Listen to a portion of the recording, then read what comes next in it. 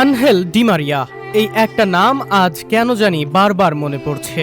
মনে পড়ারই তো কথা, ফাইনালে স্পেনের বিপক্ষে আজ যে ডি মারিয়ার অভাবটা হারে হারে টের পেয়েছে কোটি কোটি ফুটবল সমর্থক। এমনকি লিওনেল মেসি নিজেও আজ হয়তো বুঝে গিয়েছেন ম্যাচ গড়ে দেয়া একজন ডি মারিয়া কতটা প্রয়োজন ছিল তার পাশে। মেসি আজ এটাও হারে হারে টের পেয়েছেন যে ডি মারিয়া ছাড়া ফাইনালের এই মহামঞ্চে তিনি সব সময় কতটা একা, কতটা অসম্পূর্ণ। একজন ডি মারিয়া যদি আজ মাঠে থাকতেন তবে হয়তো আজ টানা দ্বিতীয়বার সোনালি সেই ট্রফিটা উঁচিয়ে ধরতে পারতেন ৩৯ বছরে পা দেয়া লিওনেল মেসি, রাঙিয়ে রাখতে পারতেন নিজের শেষ বিশ্বকাপটা।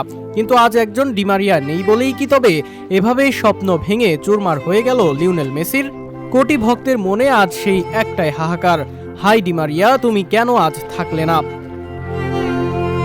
ফুটবল দেবতা বোধহয় সব গল্পের শেষটা নিখুঁত রূপকথায় লেখেন না। টানা দ্বিতীয় বিশ্বকাপ উঁচিয়ে ধরে ইতিহাসের পাতায় অমর হয়ে থাকার স্বপ্নটা অবশেষে থমকে গেল ১০৬তম মিনিটের এক নিদারুণ আঘাতে।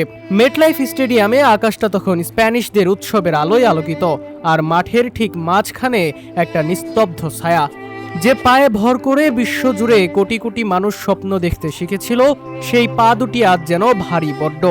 শেষ বাঁশি বাজার পর রানার্স আপ পদকটা হাতে নিয়ে তখন স্তব্ধ হয়ে দাঁড়িয়ে রইলেন লিওনেল মেসি।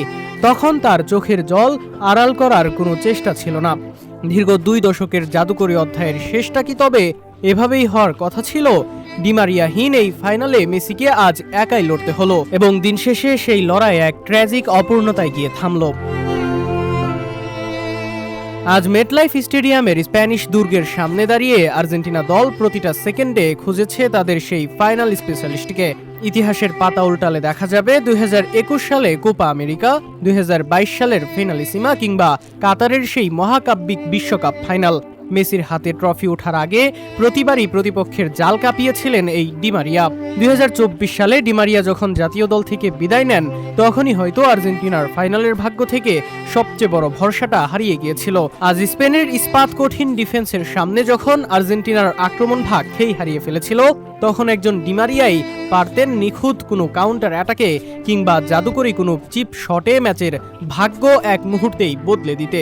কিন্তু ডি মারিয়ার সেই শূন্যতা আজ পুরো দলকে গ্রাস করেছিল, যার খেসারত দিতে হলো বিশ্বজয়ের স্বপ্ন বিসর্জন দিয়ে। নিজের ক্যারিয়ারের শেষ বিশ্বকাপ ম্যাচের ফাইনালে হারের পর লিওনেল মেসিকে সশ্রদ্ধ ভালোবাসায় সিক্ত করল আর্জেন্টিনা ফুটবল অ্যাসোসিয়েশন AFA।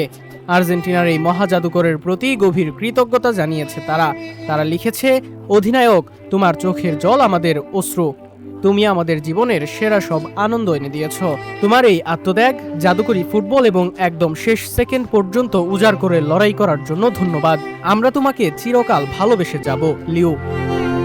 মেসির হাত ধরেই লা আলভিসিলেস্তারা জিতেছিল ২০২২ ফিফা বিশ্বকাপ এবং টানা ২টি কোপা আমেরিকা। তবে ১৯৬২ সালে ব্রাজিলের পর প্রথম দেশ হিসেবে টানা দ্বিতীয়বার বিশ্বকাপ ট্রফি ধরে রাখার সেই অধরা স্বপ্নটা এবার শক্তিশালী স্পেনের শ্রেষ্ঠত্বের কাছে মুখ থুবড়ে পড়ল। অবশ্য মেসি এটিই তার শেষ বিশ্বকাপ কিনা তা এখনও আনুষ্ঠানিকভাবে নিশ্চিত করেননি। তবে ২০৩০ সালের পরবর্তী আসরে তার বয়স গিয়ে ঠেকবে ৪৩-এ। ততদিনে আর্জেন্টিনার এই মহাজাদুকর তার জাদুর পরশ ছড়াতে পারেন কিনা তা কেবল সময়ের নির্মম হিসেবেই বলে দেবে।